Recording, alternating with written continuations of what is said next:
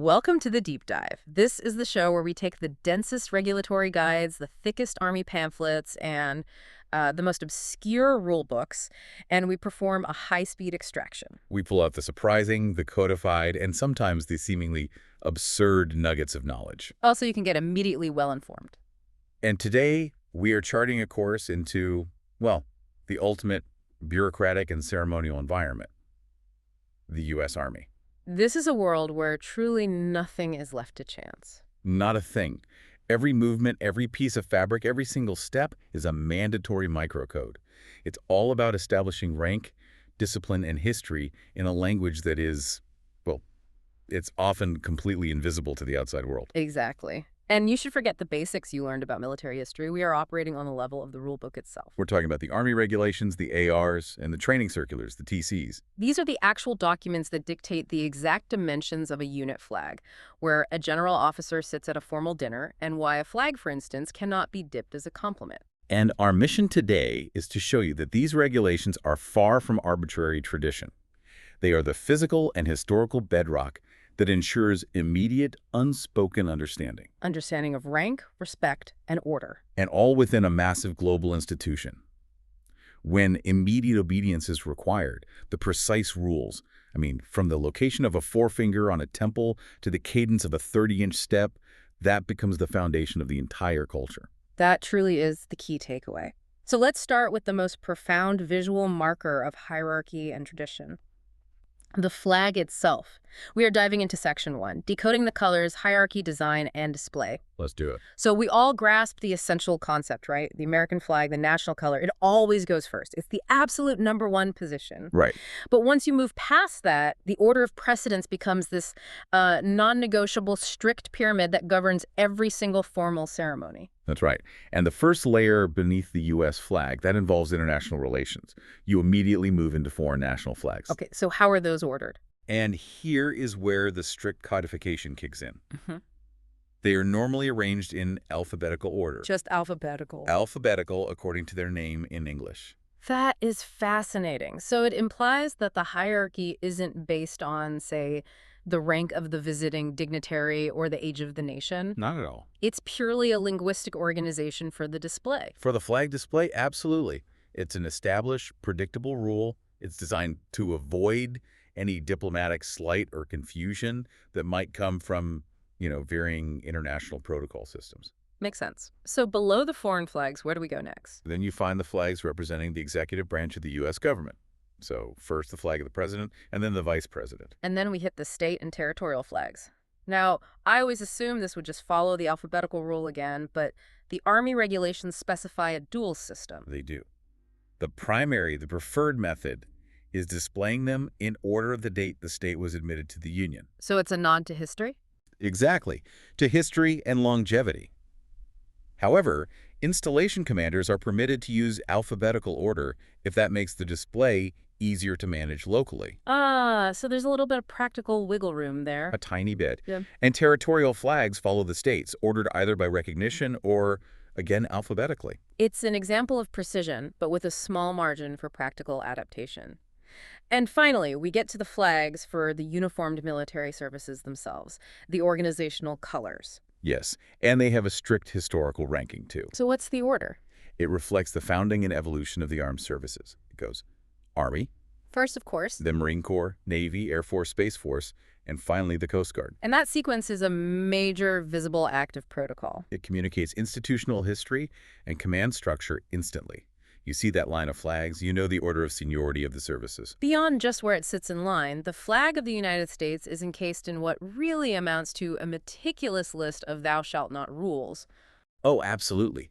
These are absolute prohibitions that ensure the flag is always treated as the supreme symbol. So what's #1 on that list? The regulations treat the flag as fundamentally non-negotiable.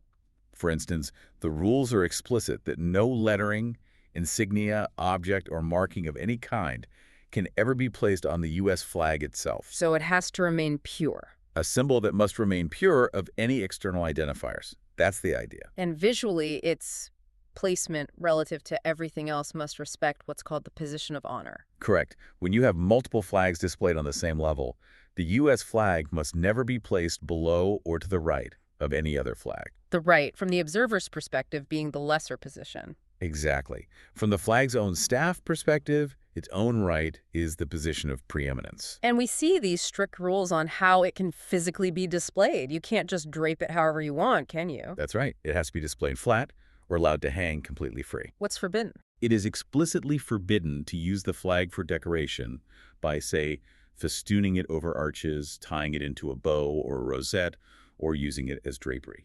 So if you need red, white, and blue for a stage, what do you use? You must use bunting.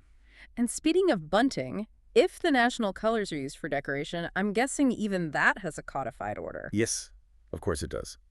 The bunting must be arranged blue above, white in the middle, and red below.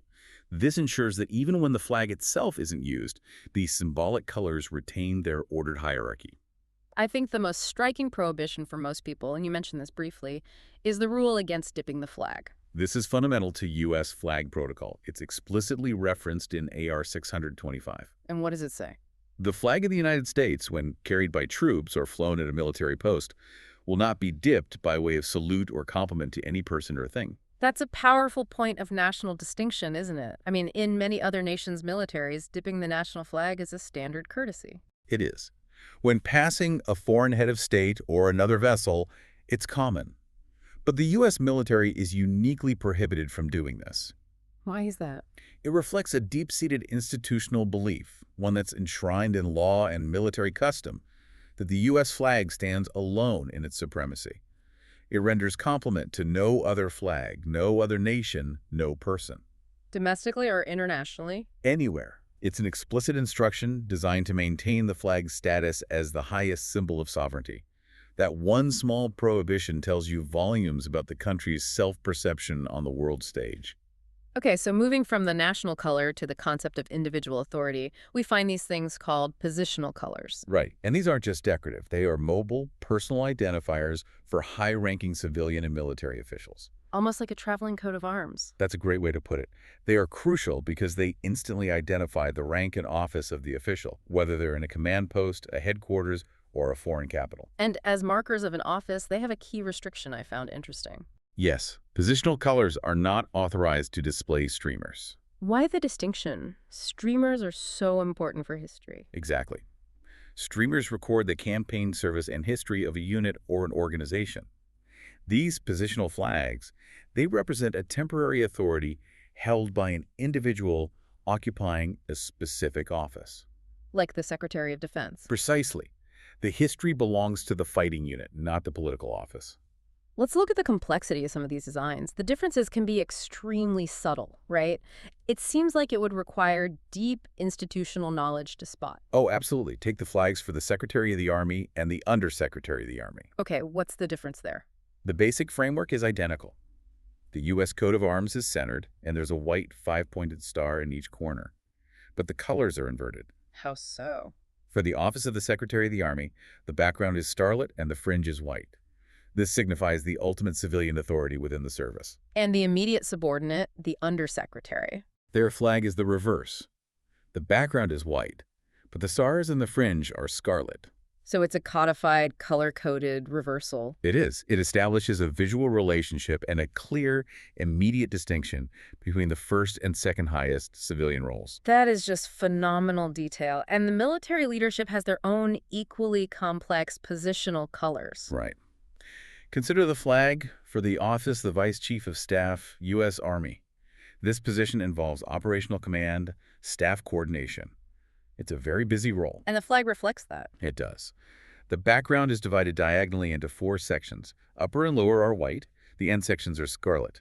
It's centered on the Army General Staff insignia and flanked by 4 additional white stars. It's visually complex. Mirroring the level of authority it represents. Let's not forget the highest enlisted position, the Sergeant Major of the Army, or SMA. The SMA flag has its own distinct diagonal split, scarlet above white, and it features this specific SMA insignia. What's important about that one?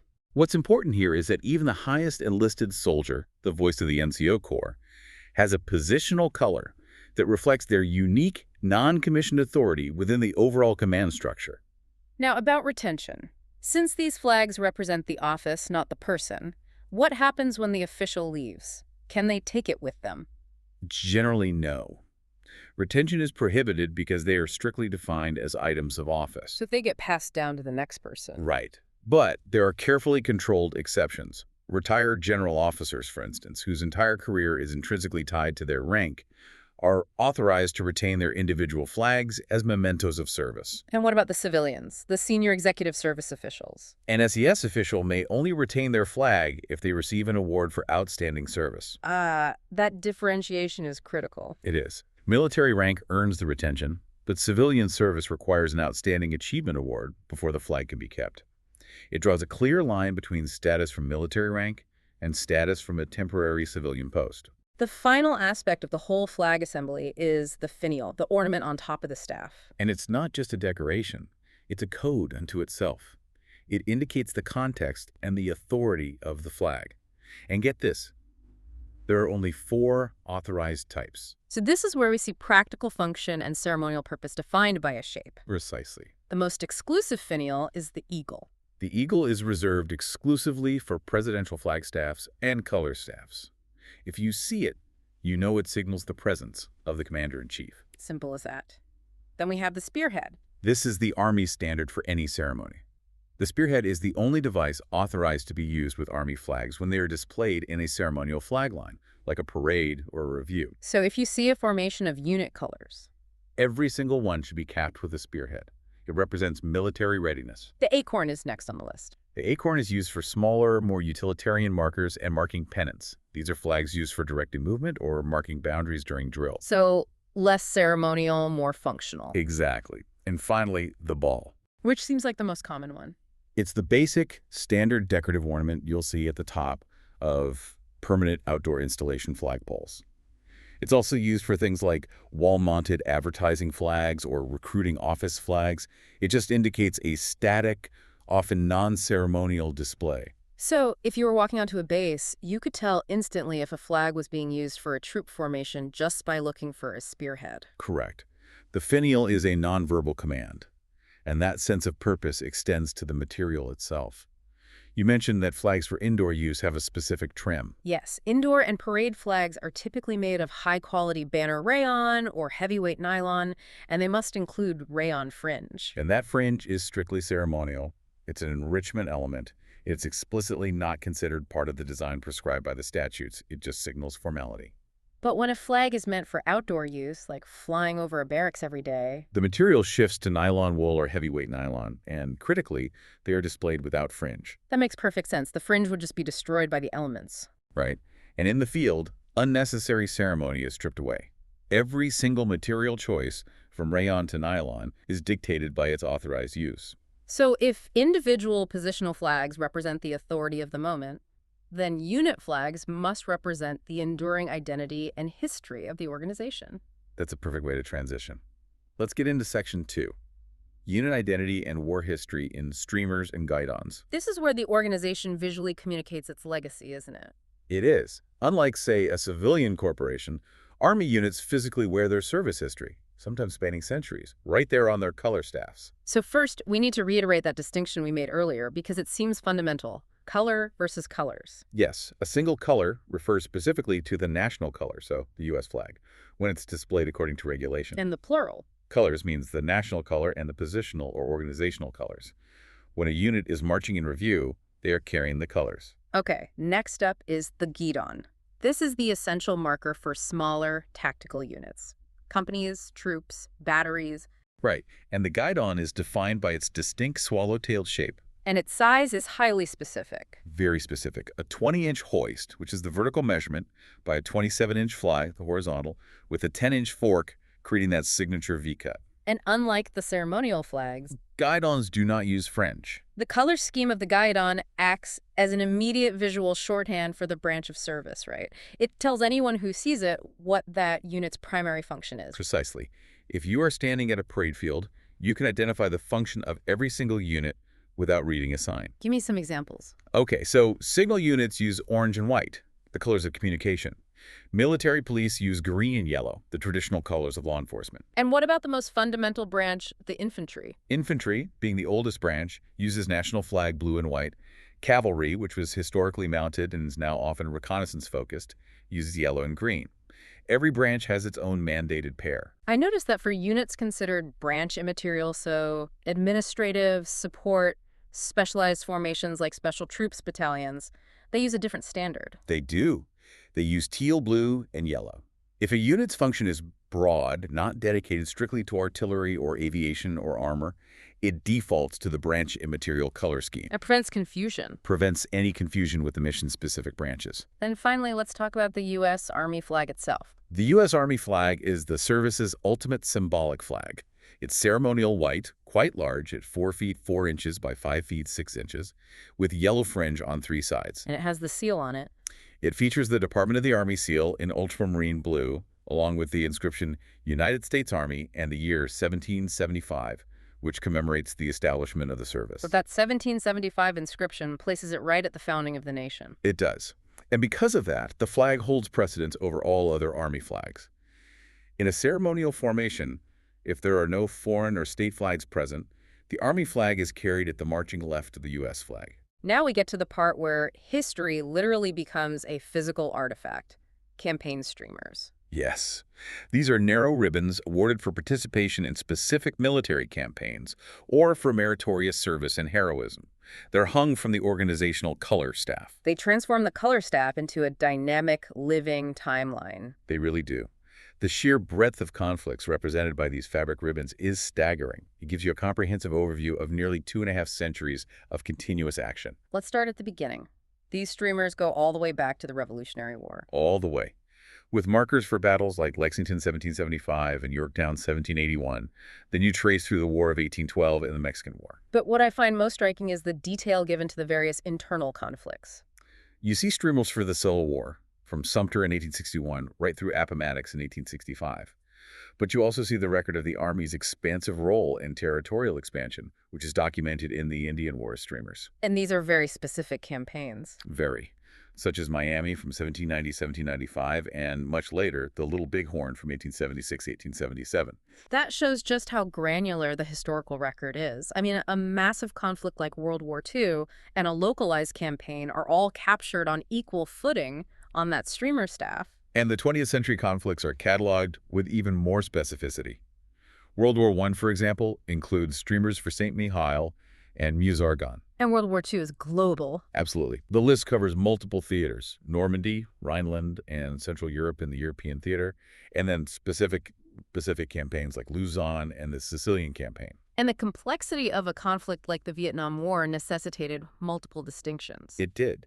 The source lists 16 different streamers just for Vietnam service. 16. 16. Ranging from Vietnam defense in 1965 to the Tet counteroffensive in 1968, right up to Consolidation I and II. For a unit that's served continuously, the staff would just be festooned with these streamers, each one meticulously colored and inscribed. I want to spend a moment on the visual design, because the streamers are not just labeled. Their colors and patterns are also codified to tell the story. Right, like the World War I streamers. What's special about those? The World War I streamer is highly recognizable because it features 2 blended rainbows separated by a red center stripe.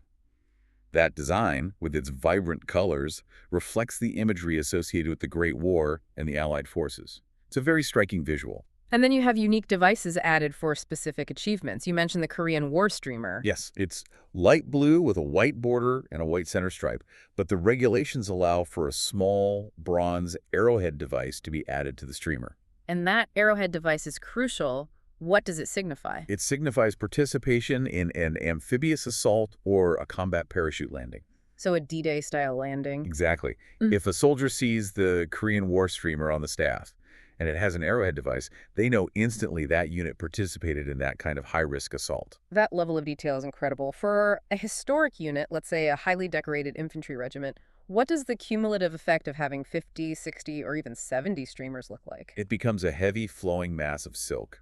The unit colors are essentially draped in fabric history. Do they become hard to carry? They become too heavy to be carried easily.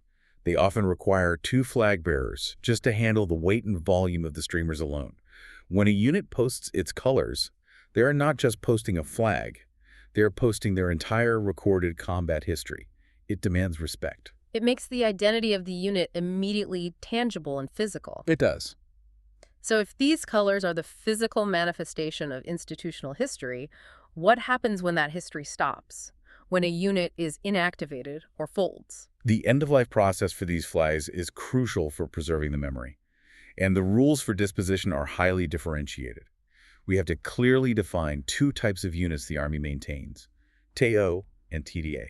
Okay, let's nail that distinction down right now because it sounds critical to understanding the protocol. It is. TOE units are those under a table of organization and equipment. These are your deployable, combat-focused warfighting units. The infantry companies, the armored battalions. Right. Their lineage is what earns the campaign streamers. And TDA units. TDA stands for Table of Distribution and Allowances. These are the fixed, often administrative or support-focused units, training schools, hospitals, garrison support organizations. Their flags are called distinguishing flags. They're functional markers, but they don't accrue combat lineage in the same way. Okay, so based on that crucial distinction, how do the regulations treat the historical, ceremonial, organizational colors of a TOE unit when it's inactivated? The unserviceable organizational colors, the ones that have borne war service, often for generations, they will not be burned. That's an absolute prohibition. An absolute prohibition. They must be tagged, accounted for, and then forwarded to the U.S. Army Center of Military History. They are deemed priceless, non-expendable items that must be permanently preserved. So they're too sacred to be destroyed, even in a dignified way. But the rule is markedly different for the functional flags of the TDA units, the distinguishing flags. For TDA distinguishing flags, the rules are much more flexible. Unserviceable flags of discontinued TDA units may be retained by the installation for local display, or the regulation states they may be disposed of in a dignified manner, preferably by burning. Wait, let's pause there. The Army explicitly says one flag must be sent to the National Archives, while the other, the functional administrative flag, can be ceremonially burned. That's a powerful difference. It is, and it reveals the true definition of military heritage. The fabric that holds the campaign streamers, the fabric stained by history, is untouchable. The flag that marks an office or a schoolhouse is respected, but functionally it's expendable once its purpose is complete. And what happens if a combat unit is just redesignated? It changes its name but stays active. That unit retains all its serviceable and unserviceable organizational colors and guidons that have war service. They keep those historic artifacts as mementos to maintain their lineage. The continuity of that history is paramount. If flags are the institutional history, then drill must be the living, breathing, kinetic code of discipline. I think that's right. Let's dive into Section 3, the physics of precision drill, commands, and courtesies. This is where the abstract concept of discipline becomes muscle memory. It is. It's taking a mass of individuals and teaching them to move and react as one seamlessly. It's about building trust and immediate obedience. So when we talk about the purpose of drill in the modern Army, what are the codified goals beyond just looking good for a parade? The regulations list 4 key purposes. First, orderly movement from one point to another. Second, instilling habits of precision and immediate, unquestioning response to a command. Okay. Third, disciplinary training, which makes soldiers sharp and confident. And fourth, developing all soldiers in the practice of commanding troops. That last point is interesting. It's actually a leadership development tool. It is. By taking turns commanding small formations, every soldier practices being decisive and clear, and they learn the difference between a command that is obeyed willingly and one that is ignored. Drill is a direct stimulant for esprit de corps. A sense of communal pride and unity. Exactly. And the entire foundation of U.S. Army drill tradition goes back to one individual who showed up at Valley Forge during the Revolutionary War, Baron Friedrich von Steuben. Von Steuben. He arrived in 1778, and the American troops were essentially an armed mob brave, but completely disorganized. Their movements were chaotic. What did he do? He realized that a structured, simple, standardized method of drill was essential. He literally wrote the first American field manual, the Blue Book, originally in French. And how immediate was the impact of his standardization? The change was dramatic and visible. Observers noted that the troops, who had previously been clumsy and disorganized, could now be quickly and orderly maneuvered into different battle formations. Which would maximize firepower and minimize vulnerability. It saved lives, and arguably, it saved the war. And his manual, Regulations for the Order and Discipline of the Troops of the United States, it became the standard for a very long time. A remarkably long time. The procedures he laid out in 1779 remained largely unchanged for 85 years, right up until the Civil War. That longevity speaks to the foundational quality of his work. To achieve that immediate, unified response, the command has to be delivered perfectly. It does. And the technical aspects of the command voice are highly regulated, focusing on clarity, projection, and inflection. A command must be distinct. It has to demand a willing and correct response. And the manual emphasizes the precise use of the tongue, lips, and teeth to ensure the syllables cut through any battlefield noise or distraction. The commands are always broken into two parts, right? And the inflection tells the soldier which part is coming. That's right, we use two-part commands. The preparatory command, like forward, states the movement, and it's pronounced with a rising inflection, near the natural pitch of the voice. It's meant to put the soldier on mental alert. Exactly. And then the action. The command of execution, like march or halt, is delivered in a sharper tone, a slightly higher pitch, and with plenty of snap. The difference in tone ensures there's no ambiguity about when the movement must be executed. None at all. Some commands combine those two, though. Yes. Combined commands like fall in or at ease are given without inflection, but they use the high pitch and loudness of a normal execution command, demanding immediate compliance. Now for the physics of the march. The rhythm and measurement of movement. Cadence and step lengths. Quick time, which is the standard military marching pace, is 120 steps per minute. Double time, the fastest pace, is 180 steps per minute. And that cadence has been historically optimized for long-distance movement. Right. And the length of the step itself is not arbitrary. It's an absolute measurement. The standard marching step is 30 inches. That 30-inch step is crucial for maintaining proper formation spacing and velocity. However, the regulations also specify that the 15-inch step is mandated for short distances only. Why the necessity for the 15-inch step? When would you use that? This applies to movements like the half step, backward march, or the right or left step. You use the 15-inch step when you need precise, small movements to dress the formation or make minor corrections. You don't want a 30-inch lunge when you only need to move 3 inches to the left. You got it. The difference between 15 and 30 inches is the difference between minute precision and covering ground efficiently. The hand salute is perhaps the most ubiquitous and visible courtesy, and its execution is governed by truly astonishing precision. It is. It's a one-count movement, commanded as present, ARMS. The rule is that the right hand is raised sharply, fingers extended and joined, palm facing down. But the specific placement of that forefinger tip is conditional. It's based on headgear and accessories. It is. So let's break down the conditions. What if the soldier is wearing a cover with a visor, like a patrol cap? If the soldier is wearing headgear with a visor, the tip of the right forefinger rests on the rim of the visor, slightly to the right of the right eye. Okay, what if they aren't wearing a visor, but they are wearing glasses? If they're wearing headgear without a visor and wearing glasses, the finger touches the temple piece of the glasses frame where it meets the right edge of the right brow. Wait, seriously, so if the soldier takes off their sunglasses, the location of the point of contact on their head literally shifts by several millimeters. That is precisely the regulation. The precision ensures uniformity, regardless of the gear. Okay, so uncovered and no glasses. The tip of the right forefinger is placed sharply to the forehead, near and slightly to the right of the right eyebrow. In all cases, the hand must be barely canted downward. That is the level of detail that makes this a deep dive.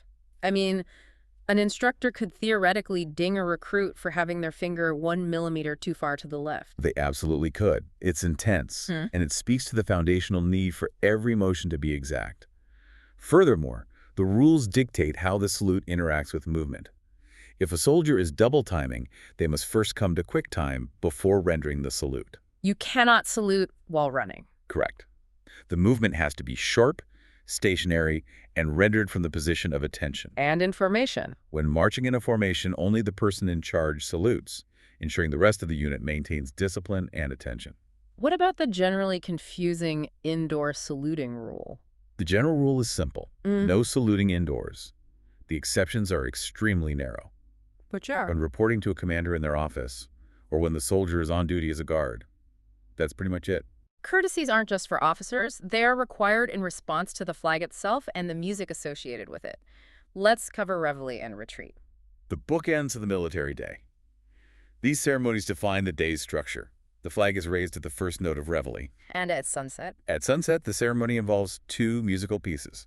Retreat, which signals the end of the duty day, and then to the color, or the national anthem, during which the flag is lowered. And there is a unique auditory cue during retreat that often surprises civilians. Yes, if a cannon is available, a salute will fire precisely on the final note of the song Retreat, just before the flag detail begins lowering the flag. and the flag must be fully lowered by the conclusion of the music. What are military personnel in uniform required to do during this sequence? At the first note of the music that signals the lowering of the flag, they face the flag or the music, stand at attention, and initiate the hand salute. And they hold that salute. They must hold that salute, rigid and motionless, until the last note is played. And for civilians or military members in civilian attire? They face the flag, stand at attention, and remove any headgear with their right hand, placing that hand over their heart. This position is also held until the last note. We also have precise rules for when uncased colors, the flags that are being marched, pass by a stationary unit. If military personnel are outdoors and the uncased colors pass, they execute the hand salute when the colors are within 6 paces of the unit's flank. And hold it? And hold that salute until the colors have passed 6 paces beyond the unit. That 6-pace zone is the area of required respect. Finally, during funeral honors, there is a specific list of actions that require a salute. When attending a military funeral in uniform, soldiers must salute when honors are sounded or at any time the casket is being moved, unless the soldier is actively walking in the procession. And also during the volleys and taps. Yes, they salute during the firing of volleys and throughout the playing of taps. The courtesy is comprehensive, ensuring maximum respect for the fallen. We've covered the moving parts and the visible symbols. Now we transition to the invisible infrastructure. The strict social and administrative rules that govern formal interactions, seating, and even the finances used to host dignitaries. This is Section 4, the Invisible Rules Protocol and Etiquette for Dignitaries, governed largely by Army Protocol Pamphlet 660. And this protocol ensures that interactions with high-ranking military and civilian leaders, especially from foreign nations, are conducted flawlessly.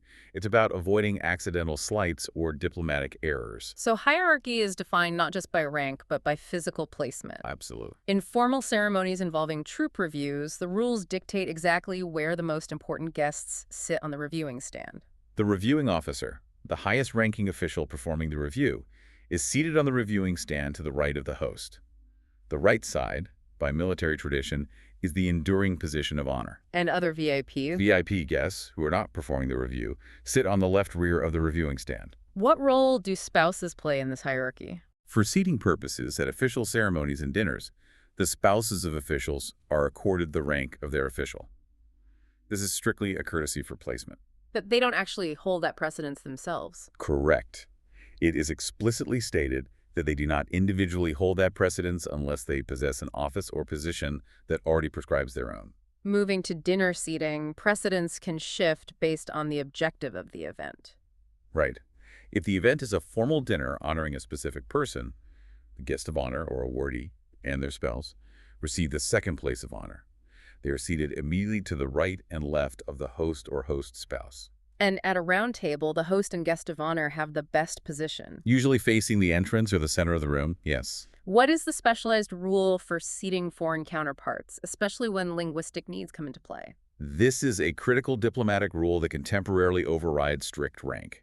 The counterpart party, so the foreign guests, should be interspersed with the host party, regardless of their rank, to facilitate conversation and immediate linguistic needs.